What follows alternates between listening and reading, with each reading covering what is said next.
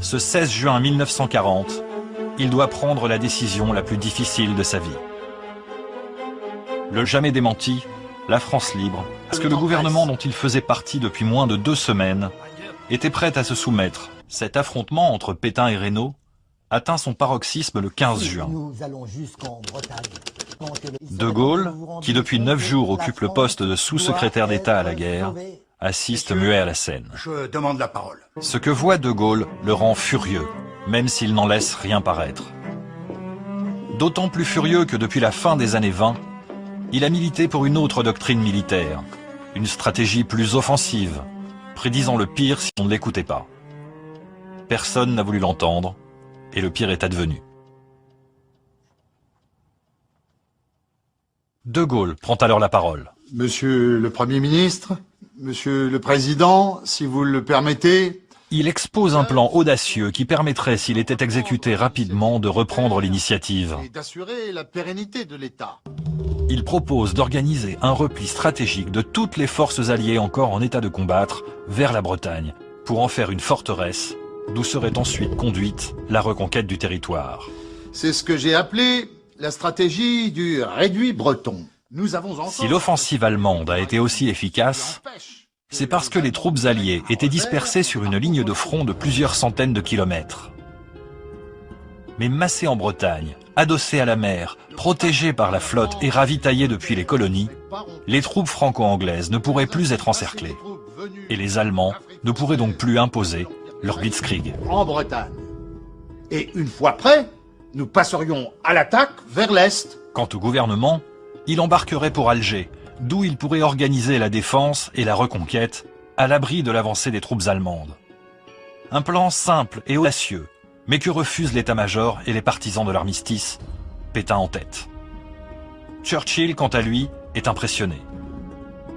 De Gaulle et Churchill, plus de cette première entrevue, De Gaulle notera « L'impression que j'en ressentis m'affermit dans ma conviction que la Grande-Bretagne, conduite par un pareil lutteur, ne fléchirait certainement pas. »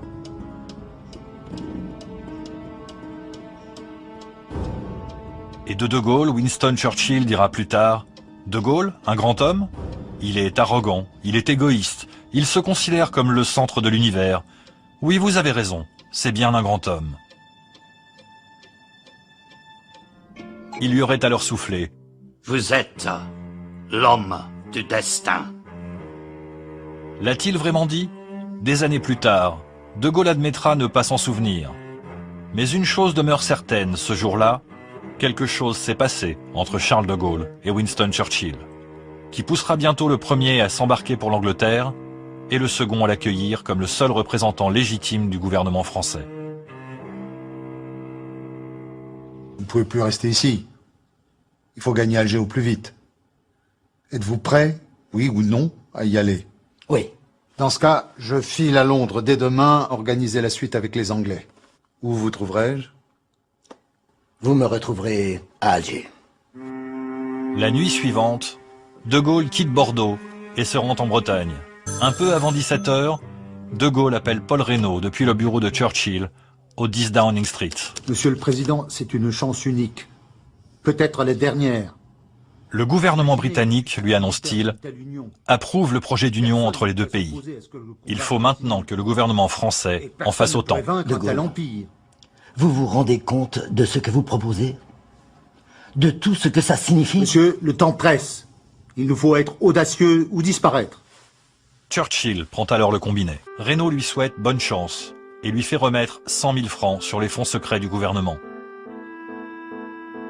100 000 francs, un avion anglais et les vestiges disparates d'une armée vaincue, c'est tout ce dont Charles de Gaulle dispose au soir du 16 juin pour affronter son destin. De Gaulle commence pourtant à rédiger un appel à poursuivre le combat, qu'il diffusera à la radio. Churchill a promis de le laisser parler à la BBC. Ensemble, ils ont convenu qu'il prendrait l'antenne une fois que la demande française d'armistice serait officielle. Ce sera fait en fin d'après-midi, lorsque la voix du maréchal Pétain résonnera sur les ondes de la radio française. C'est le cœur serré que je vous dise aujourd'hui qu'il faut cesser le combat. Il est prêt à rechercher avec moi, entre soldats, après la lutte et dans l'honneur, les moyens de mettre un terme aux hostilités. L'heure est venue pour De Gaulle d'entrer dans l'histoire.